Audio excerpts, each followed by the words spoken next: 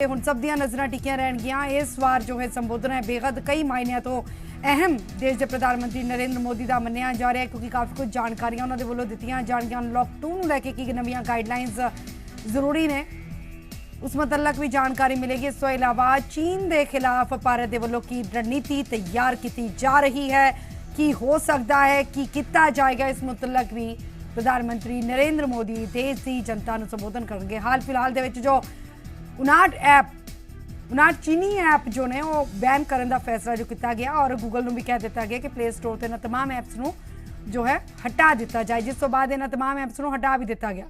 सीधा चलते हैं देश के प्रधानमंत्री नरेंद्र कोरोना वैश्विक महामारी के खिलाफ लड़ते लड़ते अब हम अनलॉक 2 में प्रवेश कर रहे हैं और हम उस मौसम में भी प्रवेश कर रहे हैं जहां सर्दी, जुकाम, खांसी, बुखार ये सारे न जाने क्या क्या होता है, ये मामले बढ़ जाते हैं। ऐसे में मेरी आप सभी देशवासियों से प्रार्थना है कि ऐसे समय अपना ध्यान रखिए। साथियों, ये बात सही है कि अगर कोरोना से होने वाली मृत्यु दर को देखें तो दुनिया के अनेक देशों की तुलना में भारत संभली हुई स्थिति में है। समय पर किए गए लॉकडाउन और अन्य फैसलों ने भारत में लाखों लोगों का जीवन बचाया है, लेकिन हम ये भी देख रहे हैं कि जब से देश में अनलॉक 1 हुआ है, व्यक्तिगत और सामाजिक व्यवहार में लापरवाही जरा बढ़ती ही चली जा रही है। पहले हम मास्क को लेकर, 2 गज की दूरी को लेकर 20 सेकंड तक दिन में कई बार हाथ धोने को लेकर बहुत सतर्क थे, लेकिन आज जब हमें ज्यादा सतर्कता की जरूरत है तो लापरवाही बढ़ना बहुत ही चिंता का कारण है। साथियों, लॉकडाउन के दौरान बहुत गंभीरता से नियमों का पालन किया गया था। अब सरकारों को, स्थानीय निकाय की संस्थाओं को, देश के नागरिकों को फिर से उसी तरह की सतर्कता दिखाने की जरूरत है। विशेषकर कंटेनमेंट जोन्स, उस पर तो हमें बहुत ध्यान देना होगा। जो भी लोग नियमों का पालन नहीं कर रहे हैं, हमें उन्हें टोकना होगा, रोकना होगा और समझाना भी होगा। अभी आपने खबरों में देखा होगा, एक देश के प्रधानमंत्री पर 13,000 रुपये का जुर्माना इसलिए लग गया क्योंकि वो सार्वजनिक स्थल पर मास्क पहने बिना गए थे। भारत में भी स्थानीय प्रशासन को इसी चुस्ती से काम करना चाहिए। ये 130 करोड़ देशवासियों के जीवन की रक्षा करने का अभियान है। भारत में गांव का प्रधान हो या देश का प्रधानमंत्री, कोई भी नियमों से ऊपर नहीं है। साथियों, लॉकडाउन के दौरान देश की सर्वोच्च प्राथमिकता रही ऐसी स्थिति न आए कि किसी गरीब के घर में चूल्हा न जले।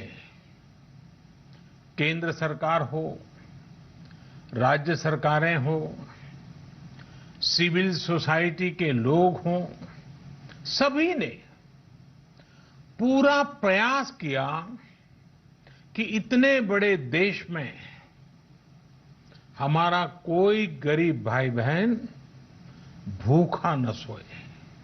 देश हो या व्यक्ति, समय पर फैसले लेने से, संवेदनशीलता से फैसले लेने से किसी भी संकट का मुकाबला करने की शक्ति अनेक गुना बढ़ जाती है। इसलिए लॉकडाउन होते ही सरकार प्रधानमंत्री गरीब कल्याण योजना लेकर आई। इस योजना के तहत गरीबों के लिए 2.25 लाख करोड़ रुपए का पैकेज दिया गया। साथियों, बीते 3 महीनों में 20 करोड़ गरीब परिवारों के जनधन खातों में सीधे 31,000 करोड़ रुपया जमा करवाए गए हैं। इस दौरान 9 करोड़ से अधिक किसानों के बैंक खातों में 18,000 करोड़ रुपए जमा हुए हैं। इसके साथ ही गांवों में श्रमिकों को रोजगार देने के लिए प्रधानमंत्री गरीब कल्याण रोजगार अभियान तेज गति से आरंभ कर दिया गया है। इस पर सरकार 50,000 करोड़ रुपए खर्च कर रही है। लेकिन साथियों, एक और बड़ी बात है जिसने दुनिया को भी हैरान किया है, आश्चर्य में डुबो दिया है। वो ये कि कोरोना से लड़ते हुए भारत में 80 करोड़ से ज्यादा लोगों को 3 महीने का राशन, यानी परिवार के हर सदस्य को 5 किलो गेहूं या चावल मुफ्त दिया गया। इसके अतिरिक्त प्रति परिवार हर महीने 1 किलो दाल भी मुफ्त दी गई। यानी एक तरह से देखें तो अमेरिका की कुल जनसंख्या से 2.5 गुना अधिक लोगों को, ब्रिटेन की जनसंख्या से 12 गुना अधिक लोगों को और यूरोपियन यूनियन की आबादी से लगभग 2 गुने से ज्यादा लोगों को हमारी सरकार ने मुफ्त अनाज दिया है। साथियों, आज मैं इसी से जुड़ी एक महत्वपूर्ण घोषणा करने जा रहा हूं। साथियों, हमारे यहां वर्षा ऋतु के दौरान और उसके बाद मुख्य तौर पर कृषि क्षेत्र में, एग्रीकल्चर सेक्टर में ही ज्यादा काम होता है। अन्य दूसरे सेक्टरों में थोड़ी सुस्ती रहती है। जुलाई से धीरे धीरे त्योहारों का भी माहौल बनने लगता है। अब आप देखिए, अभी 5 जुलाई को गुरु पूर्णिमा है, फिर सावन शुरू हो रहा है, फिर 15 अगस्त आएगी, रक्षाबंधन आएगा, कृष्ण जन्माष्टमी आएगी, गणेश चतुर्थी आएगी, ओणम होगा और आगे जाएं तो काटी बिहू है, नवरात्रि है, दुर्गा पूजा है, दशहरा है, दीपावली है, छठी मैया की पूजा है। त्योहारों का ये समय जरूरतें भी बढ़ाता है, खर्च भी बढ़ाता है। इन सभी बातों को ध्यान में रखते हुए ये फैसला लिया गया है कि प्रधानमंत्री गरीब कल्याण अन्न योजना का विस्तार अब दिवाली और छठ पूजा तक, यानी नवंबर महीने के आखिर तक कर दिया जाएगा। यानी 80 करोड़ लोगों को मुफ्त अनाज देने वाली ये योजना अब जुलाई, अगस्त, सितंबर, अक्टूबर, नवंबर में भी लागू रहेगी। सरकार द्वारा इन 5 महीनों के लिए 80 करोड़ से ज्यादा गरीब भाई बहनों को हर महीने परिवार के हर सदस्य को 5 किलो गेहूं या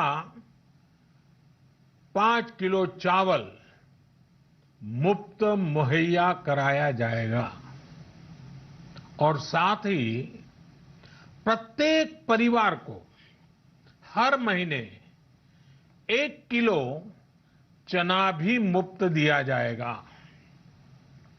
साथियों, प्रधानमंत्री गरीब कल्याण अन्न योजना के इस विस्तार में 90,000 करोड़ रुपए से ज्यादा खर्च होंगे और अगर इसमें पिछले 3 महीने का खर्च भी जोड़ दें तो ये करीब करीब 1.5 लाख करोड़ रुपया हो जाता है। अब पूरे भारत के लिए हमने एक सपना देखा है। कई राज्यों ने तो बहुत अच्छा काम भी किया है। बाकी राज्यों पर भी हम आग्रह कर रहे हैं कि इसको काम को आगे बढ़ाएं। और काम क्या है? अब पूरे भारत के लिए एक राशन कार्ड की व्यवस्था भी हो रही है, यानी एक राष्ट्र एक ration card, one nation one ration card. इसका सबसे बड़ा लाभ उन गरीब साथियों को मिलेगा जो रोजगार या दूसरी आवश्यकताओं के लिए अपना गांव छोड़ करके कहीं और जाते हैं, किसी और राज्य में जाते हैं। साथियों, आज गरीब को, जरूरतमंद को सरकार अगर मुफ्त अनाज दे पा रही है तो इसका श्रेय प्रमुख रूप से 2 वर्गों को जाता है। पहला, हमारे देश के मेहनती किसान, हमारे अन्नदाता, और दूसरा हमारे देश के ईमानदार टैक्स पेयर। आपका परिश्रम, आपका समर्पण ही जिसकी वजह से देश ये मदद कर पा रहा है। आपने देश का अन्न भंडार भरा है, इसलिए आज गरीब का, श्रमिक का चूल्हा जल रहा है। आपने ईमानदारी से टैक्स भरा है, अपना दायित्व निभाया है, इसलिए आज देश का गरीब इतने बड़े संकट से मुकाबला कर पा रहा है। मैं आज हर गरीब के साथ ही देश के हर किसान, हर टैक्स पेयर का हृदय से बहुत बहुत अभिनंदन करता हूं, उन्हें नमन करता हूं। साथियों, आने वाले समय में हम अपने प्रयासों को और तेज करेंगे। हम गरीब, पीड़ित, शोषित, वंचित हर किसी को सशक्त करने के लिए निरंतर काम करेंगे। हम सारी एहतियात बरतते हुए इकोनॉमिक एक्टिविटीज को और आगे बढ़ाएंगे। हम आत्मनिर्भर भारत के लिए दिन रात एक करेंगे। हम सब लोकल के लिए वोकल होंगे। इसी संकल्प के साथ हम 130 करोड़ देशवासियों को मिलजुल करके संकल्प के साथ काम भी करना है, आगे भी बढ़ना है। फिर से एक बार मैं आप सबसे प्रार्थना करता हूं, आपके लिए भी प्रार्थना करता हूं, आपसे आग्रह भी करता हूं, आप सभी स्वस्थ रहिए, 2 गज की दूरी का पालन करते रहिए, गमछा, फेस कवर, मास्क ये हमेशा उपयोग कीजिए। कोई लापरवाही मत बरतिए। इसी आग्रह, इसी कामना के साथ मैं आप सभी को बहुत बहुत शुभकामनाएं देता हूं। धन्यवाद।